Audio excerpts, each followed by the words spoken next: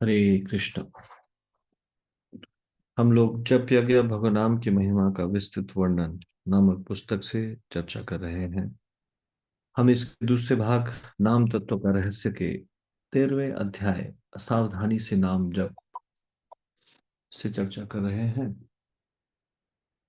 हम तीन प्रमादों में से तीसरे प्रमाद विक्षेप अर्थात दूसरी तरफ मन का जाना के विषय में चर्चा कर रहे हैं। तो मन को किस तरह से वश में किया जाए, इस बारे में ही कुछ दिनों से चर्चा हो रही है। कल तक हमने जो चर्चा की उससे आगे की चर्चा इस प्रकार से है। सुखदेव गोस्वामी आगे बताते हैं, ये श्रीमद् भागवतम के 5वें स्कंध 6ठे अध्याय और 45वें श्लोक में, व्याभिचारिणी स्त्री पुरुषों के बहकावे में आसानी से आकर कभी कभी अपने पति का उनसे वध करवा देती है। यदि योगी अपने मन के ऊपर संयम नहीं रखता और उसे अवसर छूट प्रदान करता है तो उसका मन एक प्रकार से काम, क्रोध तथा लोभ जैसे शत्रुओं को आश्रय देगा, जो निश्चय ही योगी को मार डालेंगे। तात्पर्य में शिल प्रभुपाद लिखते हैं, भौतिक बंधन का मूल कारण मन है। ये निर्देश मन को अच्छे लगने वाले सामान्य मधुर कथन नहीं है जिन्हें हम बार बार सुनना चाहें, अपितु ऐसे निर्देश हमें भयभीत कर सकते हैं, किंतु हमारे कृष्ण भावनामय जीवन के लिए यह अत्यंत आवश्यक है। इस भौतिक जगत में हमारी दुविधापूर्ण स्थिति का ज्ञान हमें अवश्य ही होना चाहिए कि हम एकदम दीन और असहाय हैं। तो हमारी ये दीनता और असहायता का कारण है हमारे मन के द्वारा कराए गए कृत्यों के फलों को भोगना, क्योंकि हमने सदा से मन को स्वतंत्रता दी, मन की बात को सुनते आए अनेक जन्मों में। इस कारण से हमारी ऐसी दीनहीन स्थिति है। We are in a miserable condition. हम मिजरेबल कंडीशन में है। हम्म,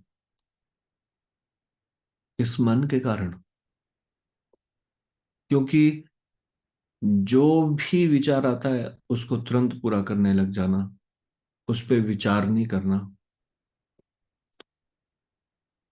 बुद्धिमान मनुष्य पहले विचार करता है कार्य करने से पहले, उसके बाद कार्य करता है। और जो अविवेकी मनुष्य है वो जैसे ही कोई विचार आया तुरंत एक्शन, तुरंत उस पे कार्य करने लगता है और परिणाम के बारे में बाद में सोचता है। तो भक्त लोग बहुत सावधान रहते हैं। वो मन के स्वभाव को जान जाते हैं और बुद्धि के द्वारा निर्णय करते हैं, क्या ये सही है मेरे आध्यात्मिक जीवन के लिए, मेरी भक्ति के लिए। और फिर भगवान की उंगली पकड़ के भक्तों के शरण में रहकर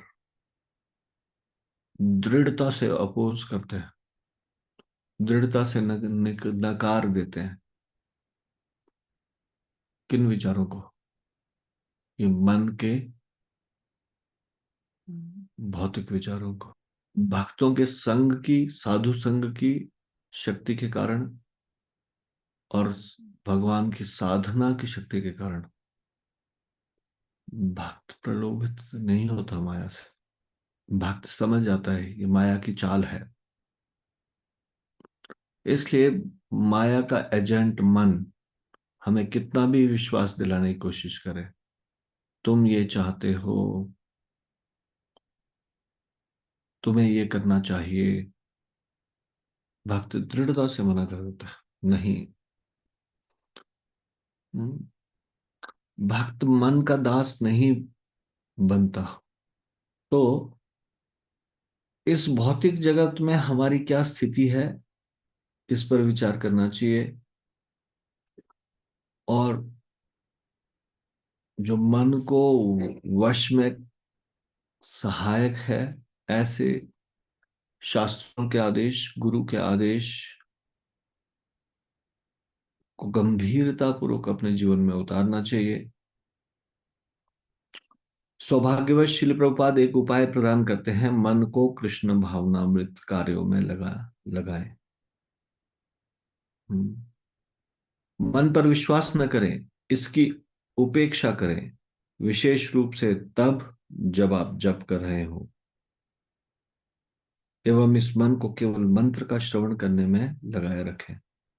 किंतु एक समस्या खड़ी हो उठती है, जिसका हम जितनी तीव्रता से प्रतिरोध करते हैं, वह उतनी ही अधिक तीव्रता से हमारा ध्यान आकर्षित करने का प्रयास करता है। इसी कारणवश मन को नियंत्रण में रखने हेतु हमें कुछ अतिरिक्त युक्तियों की आवश्यकता पड़ सकती है। तो मन की उपेक्षा के द्वारा हम मन को वश में कर सकते हैं। अ, तीव्रता से प्रतिरोध करने का मतलब क्या है?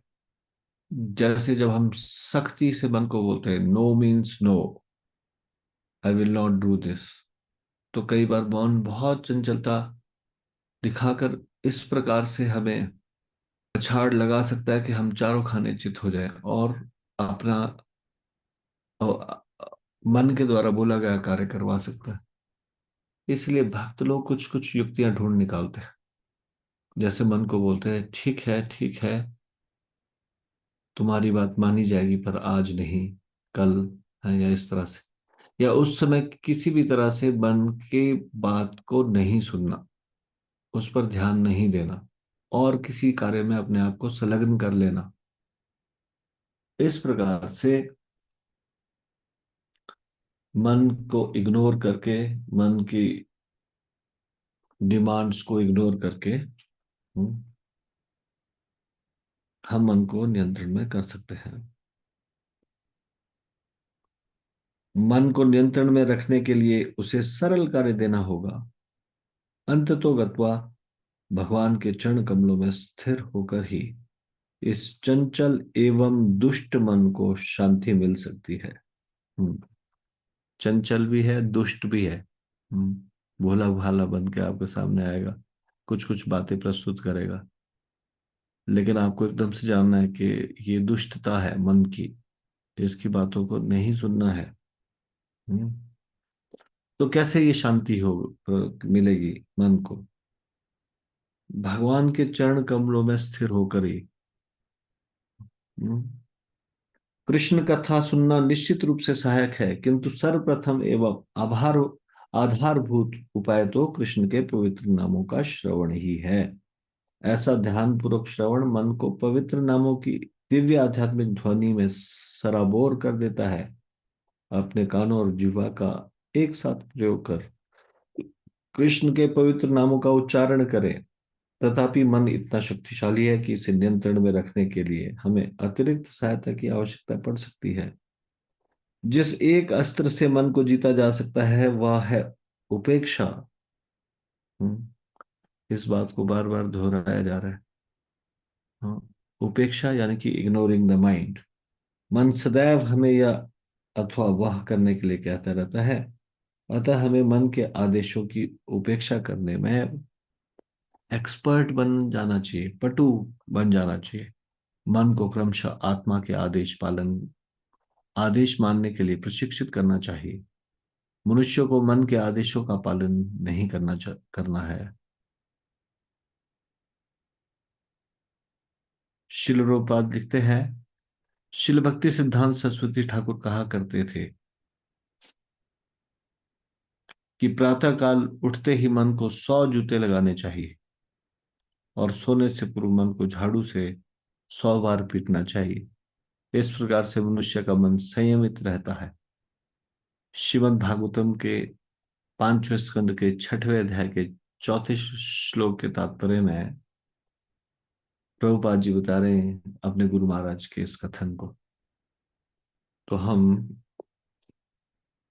अभी यहीं तक चर्चा करेंगे, इससे आगे की चर्चा हम कल करेंगे। श्री जप यज्ञ की जय, श्री हरिनाम संकीर्तन की जय, श्री नाम प्रभु की जय, शिल प्रभुपाद की जय, निताई गौर प्रेमानंदे। हरि हरि बोल।